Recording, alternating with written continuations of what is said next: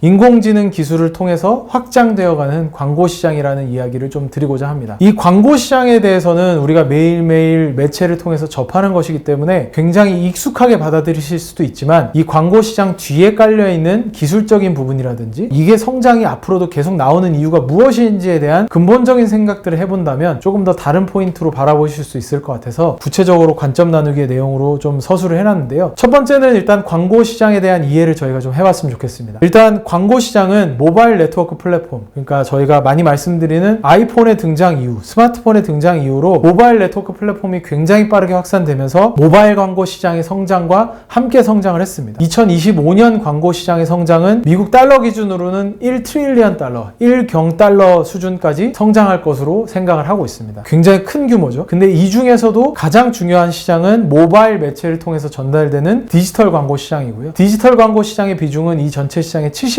이상이 될 것으로 전망을 하고 있습니다. 미국만을 따로 떼놓고 보더라도 미국의 디지털 광고 시장은 지금 317빌리언 정도로 이게 2008년 스마트폰 본격 보급 이전의 시장 규모가 27.5빌리언 정도였으니까 대략 한 10배 이상 성장한 시장 규모라고 보시면 좋을 것 같습니다. 광고 시장이 왜 이렇게 드라마틱한 변화를 했는지 포인트 두 가지를 좀 말씀드릴 텐데요. 첫 번째는 단방향에서 양방향으로 진화되었다라는 측면입니다. 예전의 광고 같은 경우는 우리가 뭐 신문, TV 이런 데서 그냥 일방향적으로 브랜드 광고가 노출되는 방식이었다면 PC가 등장하고 스마트폰이 등장하면서부터는 고객의 요구사항을 적극적으로 반영하는 양방향 커뮤니케이션으로 광고 시장이 진화해 나갔습니다. 스마트폰이 일상화되다 보니까 우리 소비자들의 실시간 데이터를 알게 되었고요. 이 실시간 데이터를 활용을 해서 여기에 지금 최근에는 인공지능 기술까지 들어가지만 그전까지는 단순한 소비자 행동 예측을 통해서 최적화된 광고 배치를 하고 광고 효율을 극대화하는 방식이었는데요. 여기에 인공지능 기술이 추가적으로 더해지고 있습니다. 이게 가능했던 이유는 두 번째로 설명드리려는 포인트인데 프로그래매틱 바잉이라는 시스템이 강화되었기 때문입니다. 도입되었던 거죠, 사실. 미국 시장에서는 굉장히 익숙한 건데 저희가 광고를 진행하려고 하면 광고주 입장에서 과거 같은 경우는 신문 얼마, TV 얼마 이런 식으로 광고 단가 책정을 해서 그냥 가는 구조였다면 요새 같으면 프로그래매틱 바잉이 확실하게 되어 있고 리얼타임 비딩, 실시간으로 광고 슬롯에 대한 경매가 이루어지기 때문에 어떤 특정 시간대에 어떤 플랫폼을 통해서 노출되고자 하는 광고의 가격이 딱 정해져 있지 않고 집행을 할 때마다 옥션에 들어갈 때마다 가격대가 달라집니다. 그런 것을 통해서 광고주들은 이 효과를 분석하게 되거든요. 이러한 광고 플랫폼, 광고를 판매하는 알파벳이라든지 메타라든지 페이스북, 인스타그램 같은 그런 기업들이 제공하는 게 이 광고를 당신이 이 시간에 집행했을 때 실제로 이 광고를 클릭해서 애플리케이션을 설치한다든지 아니면 구매로 전환된다든지 이러한 정해놓은 특정 액션으로 연결되는 전환율 데이터를 보여줌으로써 우리가 계속 이 루프를 반복하게 되는 겁니다. 어느 시간대에 배치했더니 어떤 고객층들이 조금 더 많이 광고에 들어와서 효율이 좋더라 라는 데이터를 계속해서 분석하는 거고요. 이 데이터 분석을 통해서 광고의 효율을 계속 올려가는 겁니다. 근데 여기에 인공지능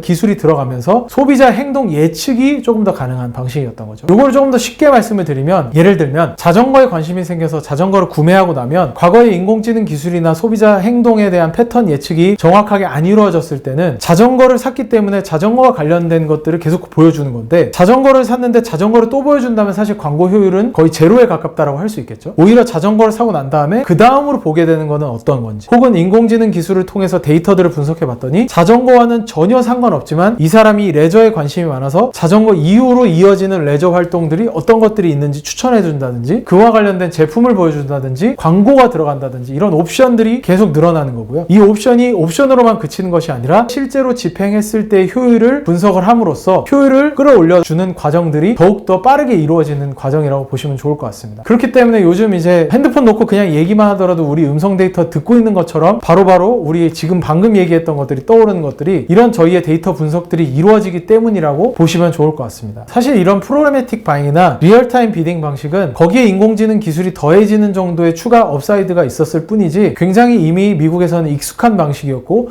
그걸 통해서 메타나 알파벳이 지난 10년간 기업 가치를 그렇게까지 끌어올린 겁니다. 근데 앞으로 봐야 되는 추가적인 성장 모멘텀은 이게 실제로 구매로 전환되는 것까지의 과정을 보시면 좋을 것 같은데요. 저희가 여기서 광고의 본질에 대해서 다시 한번 생각해 봐야 됩니다. 재화의 판매를 확대하는 것을 목적으로 혹은 서비스의 판매를 확대하는 것을 목적으로 하는 게 광고라면 본질적으로 판촉비, 판매 촉진비나 광고비나 성격은 동일합니다. 그러니까 여러분들이 어떤 대형마트에 가서 1+1으로 상품을 살 때 이 제품을 1 1+1으로 사게 되는 비용 같은 경우는 기업단에서는 판매 촉진비로 쓰이게 되는 건데요. 마케팅비로 쓰이게 되는 거죠. 근데 우리가 1+1으로 팔지 않고 이 제품을 찾고 있는 고객들이 있을 수 있잖아요. 실제로 니즈가 있는 고객들을 더 정확하게 찾아준다면 사실은 판촉비를 쓰지도 않아도 됩니다. 판매 수수료를 그만큼까지 내지 않아도 되겠죠. 이제 그렇기 때문에 이 판촉비가 광고비로 계속해서 넘어올 수 있다는 관점에서 양방향 커뮤니케이션이 되는 이 광고라는 영역은 매출액 대비해서 얼마나 더 가져올 수 있는지의 테이크 레이스로 이 시장의 성장률을 바라봐야 됩니다. 전자상거래 플랫폼의 기준으로 봤을 때 테이크 레이스는 0에서 한 5% 정도 수준으로 굉장히 낮지만 사실 이러한 판매가 굉장히 잘 이루어지는 오프라인 상거래 플랫폼 중에서도 백화점 정도 되면 매출액의 30% 정도를 가져오는 수수료율을 가져갑니다. 근데 이러한 판촉의 효과가 광고에서도 확실하게 증명이 되고 오히려 더 효과가 좋다면 광고비가 계속 늘어나게 될 것이고요. 이 테이크 레이스의 관점에서 30%까지 올라가지 못할 이유도 사실은 없을 겁니다. 그렇게 본다면 시장 규모는 사실 훨씬 더 폭발적으로 성장할 수 있기 때문에 저희가 상상할 수 있는 영역이 훨씬 더 크다라고 저희는 바라보고 있고요. 거기에 더해서 소비자에 대해서 정확하게 이해하고 있는 커머스 데이터를 보유하고 있는 기업들의 그 광고 데이터는 더 중요할 수밖에 없다라고 보시면 좋을 것 같은데 아마존이나 쿠팡 같은 기업들이 대표적이겠죠. 왜냐하면 고객들이 실제로 구매하는 데이터를 확실하게 가지고 있기 때문에 이러한 기업들이 비즈니스를 하는 방식도 테이크 레이스를 계속해서 올려가는 방식입니다. 처음에는 그러니까 물류 서비스를 제공하는 풀필먼트 서비스라는 걸 제공하는 단가로 테이크 레이스를 올렸다면 앞으로는 너희들의 판매를 우리가 이만큼 촉진을 시켜줄 테니까 테이크 레이스를 얼마나 더 우리한테 줘라. 우리의 광고를 통해서 촉진된 판매에 대해서는 얼마만큼의 쉐어를 우리한테 나누어 줘라 라는 방식으로 계속해서 딜이 될 거고요. 그렇기 때문에 광고가 굉장히 중요해지는 겁니다. 지난주에 나왔던 뉴스였는데 쿠팡 같은 경우 OTT 업체에서의 경쟁도 굉장히 심화되는 측면도 있지만 쿠팡 플레이 OTT의 광고 요금제를 무료로 제공을 하겠다라고 발표를 했습니다. 그게 무슨 얘기냐면 쿠팡 플레이에 들어와서 보는 사람들이 광고를 보게 되면 와우 멤버십에 들어와 있지 않은 사람들도 공짜로 컨텐츠를 제공해 주겠다라는 건데요. 그들이 결국 원하는 건 그들이 가지고 있는 데이터입니다. 이들에게 광고가 전달됐을 때 얼마나 광고를 통해서 판매가 촉진되는지 이 데이터를 알고 싶기 때문이거든요. 이런 것들이 지금 넷플릭스에서도 광고 비즈니스 모델을 통해서 강화되고 있는 상황이기 때문에 저희는 이러한 커머스 데이터, 특히나 고객의 이해를 정확하게 할 수 있는 데이터들은 더욱더 가치가 확장될 것으로 생각을 하고 있습니다. 제가 말씀드린 포인트들이 사실은 뭐 아시는 분들 입장에서는 뻔한 얘기일 수 있는데 사실은 주식시장 관점에서 보면 그렇게까지 스터디가 강하게 이루어졌던 부분은 아니라고 판단을 하고 있습니다. 특히나 이런 업사이드 포텐셜에 대해서는 많이 논의가 되지 않았던 부분들인데 저희가 관점을 가지고 이 산업의 성장 가능성을 좀 지켜보고 있다라는 부분을 잘 보시면 좋을 것 같습니다.